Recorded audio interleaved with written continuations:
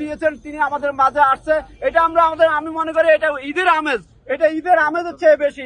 আমাদের নেতা, তাছাড়া এখানে আমাদের প্রিয় নেত্রী, বিএনপির চেয়ারপারসন এবং সাবেক প্রধানমন্ত্রী, যিনি কখনো আপোষ করেন অন্যায়ের কাছে, সেদিন অন্যায়ের কাছে কখনো মাথা নত করেনি বেগম খালেদা জিয়া। আজকে বেগম খালেদা জিয়া মৃত্যুর সাথে পাঞ্জা লড়ছে, এবং আমি মনে করি সকল শ্রেণী পেশার মানুষ, বেগম খালেদা জিয়া ওখানে এবার কেয়ার হাসপাতালে অসুস্থ ছিলেন, তখন রাজনীতির ঊর্ধ্বে থেকে মানুষ বিভিন্ন উপশালা, বিভিন্ন মসজিদ মাদ্রাসায় কোরআন তেলাওয়াত করে, বিভিন্ন উপশালায় বেগম খালেদা জিয়ার জন্য নীরবে চোখের পানি ফেলছে, এবং বেগম খালেদা জিয়ার জন্য মানুষ দোয়া করেছে। আজকে মানুষের দোয়া, আজকে বেগম খালেদা জিয়া একটু সুস্থতার দিকে আছে।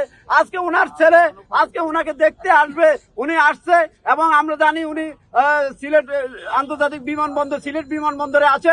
উনি অল্প কিছুক্ষণের মধ্যে এবার কেয়ার হাসপাতালে আসবে। এই জন্য আমরা ওনাকে বরণ করার জন্য, ওনাকে দেখার জন্য আসছি, কারণ উনি দীর্ঘ হাজার হাজার কিলোমিটার দূরে থেকে আমাদেরকে নেতৃত্ব দিয়েছেন, আমাদেরকে দিক নির্দেশনা দিয়েছেন।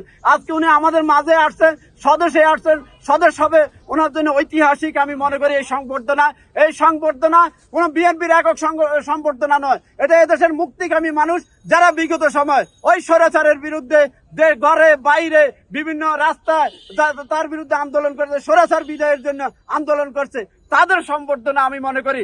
আজকে এই সংবর্ধনা হবে বাংলাদেশের ইতিহাসে ঐতিহাসিক সংবর্ধনা। এই সংবর্ধনা আমরা গর্ববোধ করছি, আমরা প্রাউড ফিল করছি আমাদের নেতাকে আমরা পাশে পেয়ে।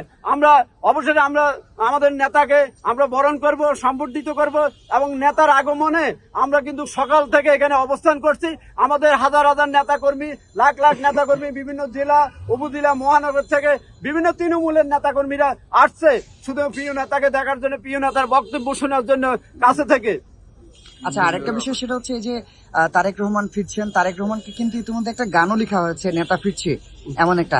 এ প্রসঙ্গে কি বলবেন আপনি? আমরা একসময় স্লোগান দিতাম রাজপথে, বিগত সময় তারেক রহমান আসবে বীরের বেশে। আজকে সেইটাই বাস্তবায়ন হচ্ছে, এটা স্বপ্ন নয়, এটা বাস্তবায়নের দিকে যাচ্ছে ইনশাল্লাহ। আমি মনে করি তারেক রহমানের যে রাজনৈতিক দক্ষ নেতৃত্বের কারণে তারেক রহমান শুধু এখন নেতৃত্ব দিতে পারবে এশিয়ার সবচেয়ে বড় বৃহৎ রাজনৈতিক দল এবং সবচেয়ে জনপ্রিয় রাজনৈতিক দল হচ্ছে বিএনপি 16 বছর বিএনপি এমন কোন নেতা কর্মী নাই যে মামলা খায়নি, যে হামলার শিকার হয়নি, যে গছ ছাড়া হয়নি, যে বাড়ি ছাড়া হয়নি, যে ব্যবসায়িক ভাবে ক্ষতিগ্রস্ত হয়নি।